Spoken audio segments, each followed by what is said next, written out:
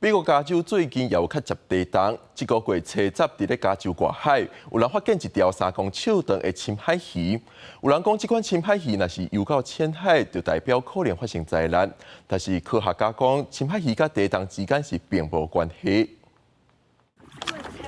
Oh my god！ 几下人同齐将一尾红带鱼搬就茶沟仔船，因为这尾鱼长3公尺外，搬运过程用袂少时间，最后将鱼放伫船顶，一路爬登去岸顶。一支由科学家救生员组成的茶沟仔船小队，初十伫加州圣地亚哥北边外海活动的时，意外发现一尾红带鱼浮就水面，显然已经死亡。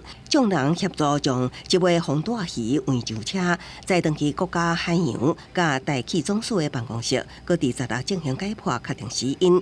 路透社透过卫星图像甲街景图比对，确定翕这段影片的日期甲地点正确。红带鱼平常是踮伫海底200公尺至1000公尺的区域。海洋专家表示，红带鱼出现浅海是真罕见，除非是身体出现异状，浮出水面通常也已经死亡。根据记录，这是自123年来第20摆有红带鱼伫加州出现。根据日本民间传说，红带鱼浮出水面通常也是灾难的兆头。科学家表示，无证据显示两方面有所关联。拄好的是，红带鱼出现2天了后，加州洛杉矶发生规模4.4的地动。美国地质调查所表示，真央位伫洛杉矶小瓦的高地公园，深度只有12.1公里。在地的地动，互市区一个停车场的监视器是摇来害去，大批民众向公走甲空地啊避难。